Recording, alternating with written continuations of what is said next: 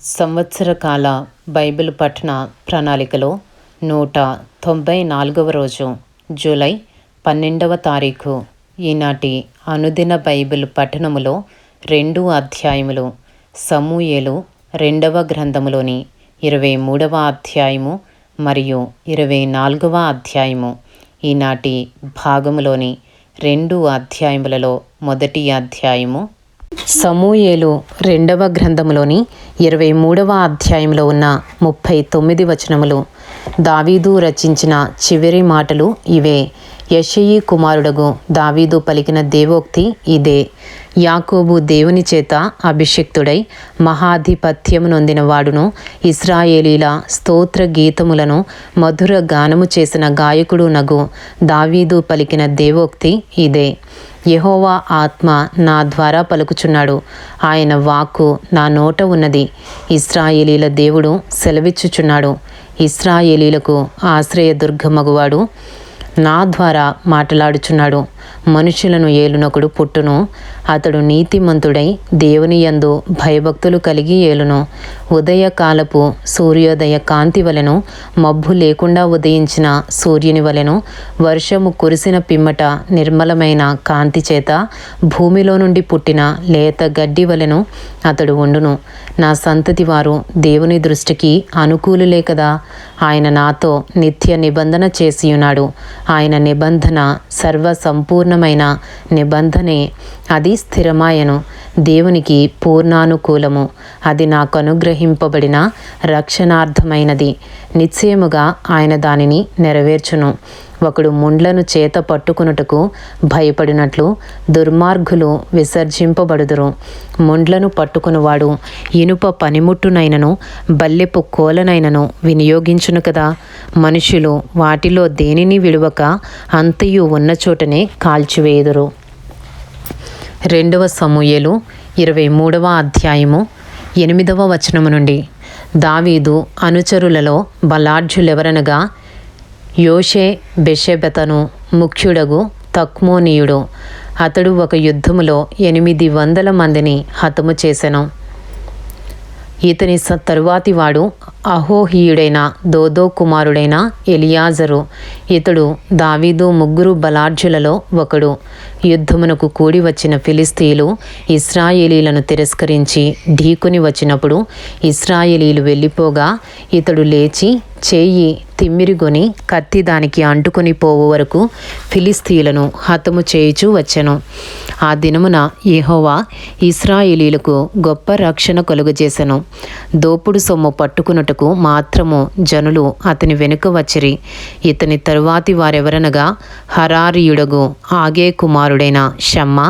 ఫిలిస్తీయులు అలచందల చేనిలో గుంపు కూడగా జనులు ఫిలిస్తీయుల ఎదుట నిలువలేక పారిపోయిరి. అప్పుడితడు ఆ చేని మధ్యను నిలిచి ఫిలిస్తీయులు దాని మీదికి రాకుండా వారిని వెళ్ళగొట్టి వారిని హతము చేయుట వలన యెహోవా ఇశ్రాయేలీలకు గొప్ప రక్షణ కలుగజేసెను. మరియు 30 మంది అధిపతులలో శ్రేష్ఠులైన ముగ్గురు కోతకాలమున అదుల్లాము గుహలోనున్న దావీదు నొద్దకు వచ్చినప్పుడు ఫిలిస్తీయులు రెఫాయిము లోయలో దండు దిగియుండిరి. దావీదు దుర్గములో ఉండెను. ఫిలిస్తీయుల దండు కావలివారు బేత్లెహేములో ఉండిరి. దావీదు బేత్లెహేము గవిని దగ్గరనున్న బావి నీళ్లు ఎవడైనను నాకు తెచ్చి ఇచ్చిన ఎడల ఎంతో సంతోషించెదనని అధికారితో పలుకగా ఆ ముగ్గురు బలాఢ్యులు ఫిలిస్తీయుల దండు కావలి వారిని ఓడించి దారి చేసుకుని పోయి బేత్లెహేము గవిని దగ్గరనున్న బావి నీళ్లు చేది దావీదు నొద్దకు తీసుకుని వచ్చిరి. అయితే అతడు ఆ నీళ్లు త్రాగుటకు మనస్సు లేక యెహోవా సన్నిధిని పారబోసి, యెహోవా, నేను ఇవి త్రాగను, ప్రాణమునకు తెగించిపోయి తెచ్చిన వారి చేతి నీళ్లు త్రాగుదునా అని చెప్పి త్రాగనొల్లకుండెను. ఆ ముగ్గురు బలాఢ్యులు ఈ కార్యములు చేసిరి. సెరూయా కుమారుడును యోవాబు సహోదరుడునైన అబీషై తన అనుచరులలో ముఖ్యుడు. ఇతడొక యుద్ధములో 300 మందిని హతము చేసి వారి మీద తన ఈటెను ఆడించెను. ఇతడు ఆ ముగ్గురిలో పేరు పొందినవాడు. ఇతడు ఆ 30 మందిలో ఘనుడై వారికి అధిపతి ఆయను గాని మొదటి ముగ్గురితో సమానుడు కాకపోయెను. మరియు కబ్సేయేలు ఊరివాడై క్రియల చేత ఘనత నొందిన ఒక పరాక్రమశాలికి పుట్టిన యెహోయాదా కుమారుడైన బెనాయా అనునొకడు ఉండెను. ఇతడు మోయాబీయుల సంబంధులకు ఆ ఇద్దరు శూరులను హతము చేసెను. మరియు మంచు కాలమున బయలు వెడలి బావిలో దాగియున్న ఒక సింహమును చంపివేసెను. ఇంకను అతడు సౌందర్యవంతుడైన ఒక ఐగుప్తీయుని చంపెను. ఈ ఐగుప్తీయుని చేతిలో ఈటి ఉండగా బెనాయా దుడ్డుకర్ర తీసుకుని వాని మీదికి పోయి వాని చేతిలోని ఈటె ఊడలాగి దానితోనే వాని చంపెను. ఈ కార్యములు యెహోయాదా కుమారుడైన బెనాయా చేసినందున ఆ ముగ్గురు బలాఢ్యులలోనూ అతడు పేరు పొంది ఆ 30 మందిలో ఘనుడాయెను. అయినను మొదటి ముగ్గురితో సమానుడు కాకపోయెను. దావీదు ఇతనిని తన సభికులలో ఒకనిగా నియమించెను. సమూయేలు 2వ గ్రంథములోని 23వ అధ్యాయంలో ఉన్న 24వ వచనము నుండి ఆ 30 మంది ఎవరనగా యోవాబు సహోదరుడైన ఆసాహేలు, బేత్లెహేమీయుడగు దోదో కుమారుడగు ఎల్హానాను, హరోదీయుడైన షమ్మా, హరోదీయుడైన ఎలీకా, పత్తీయుడైన హేలెసు, తెకోవీయుడగు ఇక్మేషు కుమారుడైన ఈరా, అనాతోతీయుడైన అబియెజరు, హుషాతీయుడైన మెబున్నయి, అహోహీయుడైన సల్మోను, నెటోపాతీయుడైన మహరై, నెటోపాతీయుడైన బయనాకు పుట్టిన హేలెబు, బెన్యామీనీల గిబియాలో పుట్టిన రీబై కుమారుడైన ఇత్తయి, పిరాతోనీయుడైన బెనాయా, గాయషు ఏళ్ల నడుమ నివసించు హిద్దయి, అర్బాతీయుడైన అబియల్బోను, బర్హుమీయుడైన అజ్మావెతు, షైల్బోనీయుడైన ఎల్యహ్బా, యాషేను యొక్క కుమారులలో యోనాతాను, హరారీయుడైన షమ్మా, హరారీయుడైన షారారునకు పుట్టిన అహియాము, మాయకాతీయునికి పుట్టిన అహస్పయి కుమారుడైన ఎలీపేలెటు, గిలోనీయుడైన అహీతోపెలు కుమారుడగు ఏలీయాము, కర్మెతీయుడైన హెస్రై, అర్బీయుడైన పహరై, శోభావాడగు నాతాను యొక్క కుమారుడైన ఇగాలు, గాదీయుడైన బాని, అమ్మోనీయుడైన జెలెకు, బెయోరోతీయుడైన సహరై. ఇతడు సెరూయా కుమారుడగు యోవాబు యొక్క ఆయుధములను మోయువాడై ఉండెను. ఇత్రీయుడైన ఈరా, ఇత్రీయుడైన గారేబు, హిత్తీయుడైన ఊరియా, వారందరూ 37. ఇంతటితో సమూయేలు 2వ గ్రంథములోని 23వ అధ్యాయంలో ఉన్న 39 వచనములు పూర్తి చేయబడినవి. ఈనాటి భాగములోని 2 అధ్యాయములలో 2వ అధ్యాయము సమూయేలు 2వ గ్రంథములోని 24వ అధ్యాయంలో ఉన్న 25 వచనములు. ఇంకొక మారు యెహోవా కోపము ఇశ్రాయేలీయుల మీద రగులుకొనగా ఆయన దావీదును వారి మీదకి ప్రేరేపణ చేసి, నీవు పోయి ఇశ్రాయేలు వారిని యూదా వారిని లెక్కించుమని అతనికి ఆజ్ఞ ఇచ్చెను.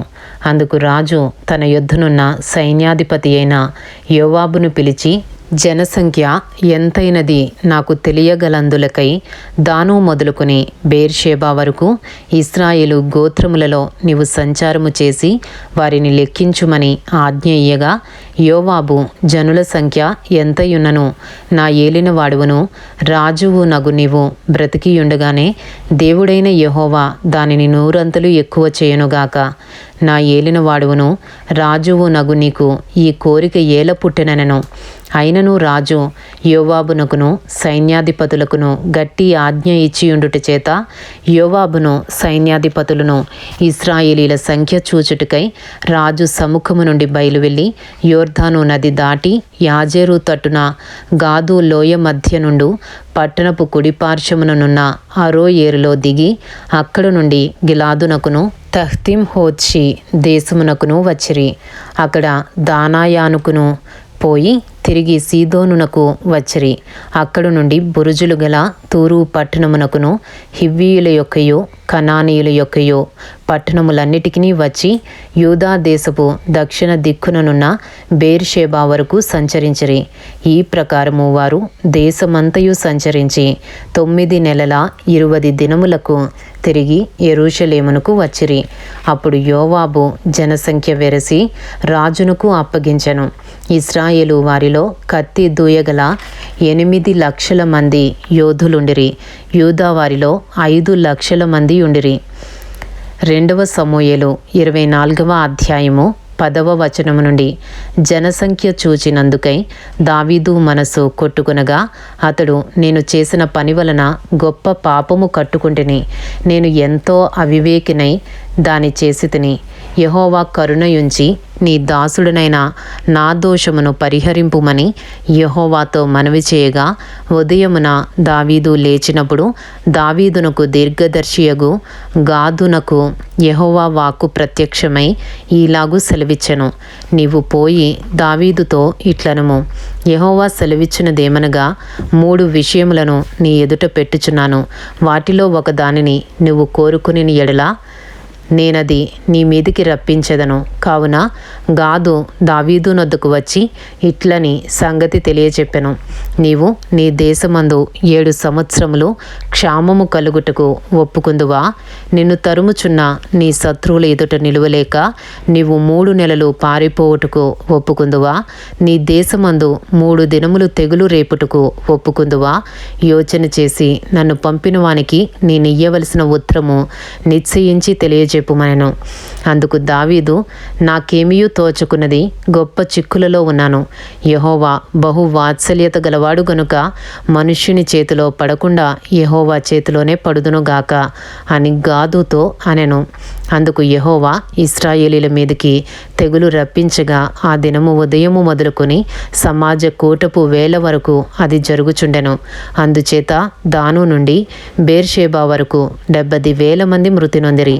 అయితే దూత యెరూషలేముపైని హస్తము చాపి నాశనము చేయబోయినప్పుడు యెహోవా ఆ కీడును గూర్చి సంతాపమొంది, అంతే చాలును, నీ చెయ్యి తీయుమని జనులను నాశనము చేయు దూతకు ఆజ్ఞ ఇచ్చెను.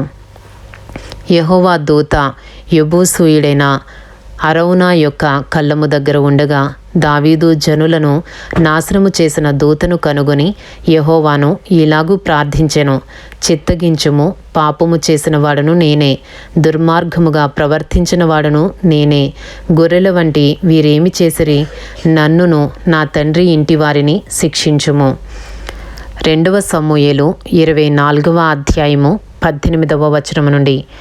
ఆ దినమున గాదు దావీదు నొద్దకు వచ్చి, నీవు పోయి యెబూసీయుడైన అరౌనా యొక్క కళ్ళములో యెహోవా నామమున ఒక బలిపీఠము కట్టించుమని అతనితో చెప్పగా, దావీదు గాదు చేత యెహోవా ఇచ్చిన ఆజ్ఞ చొప్పున పోయెను.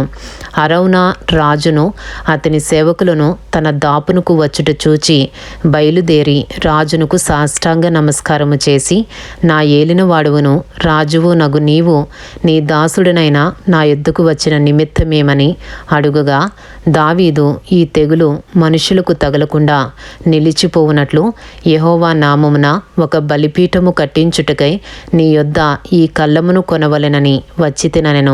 అందుకు అరౌనా, నా ఏలిన వాడవగు నీవు చూచి ఏది నీకు అనుకూలమో దాన్ని తీసుకుని బలి అర్పించుము, చిత్తగించుము. దహన బలికి ఎడ్లున్నవి, నూర్చు కర్ర సామానులు కట్టెలుగా అక్కరకు వచ్చును. రాజా, ఇవన్నీయు అరౌనా అను నేను రాజునకు ఇచ్చుచున్నానని చెప్పి, నీ దేవుడైన యెహోవా నిన్ను అంగీకరించును గాక అని రాజుతో అనగా, రాజు, నేను అలాగూ తీసుకొనను, వెల ఇచ్చి నీ యొద్ద కొందును. వెల ఇయ్యక నేను తీసుకొనిన దానిని నా దేవుడైన యెహోవాకు దహన బలిగా అర్పించనని అరౌనాతో చెప్పి ఆ కళ్ళమును ఎడ్లను 10 తులముల వెండికి కొనెను. అక్కడ దావీదు యెహోవా నామమున ఒక బలిపీఠము కట్టించి దహన బలులను సమాధాన బలులను అర్పించెను. యెహోవా దేశము కొరకు చేయబడిన విజ్ఞాపనలను ఆలకింపగా ఆ తెగులు ఆగి ఇశ్రాయేలీలను విడిచిపోయెను. ఇంతటితో సమూయేలు 2వ గ్రంథములోని 24వ అధ్యాయంలో ఉన్న 25 వచనములు పూర్తి చేయబడినవి. అలాగే సమూయేలు 2వ గ్రంథములో ఉన్న 24 అధ్యాయములు పూర్తి చేయబడినవి. ఇంతటితో పరిశుద్ధ గ్రంథంలోని 10వ పుస్తకమైన సమూయేలు 2వ గ్రంథము సమాప్తము. ఈనాటి భాగములోని 2 అధ్యాయములు సమూయేలు రెండవ గ్రంథములోని 23వ అధ్యాయము మరియు 24వ అధ్యాయము పూర్తి చేయబడినవి. Thank you lord.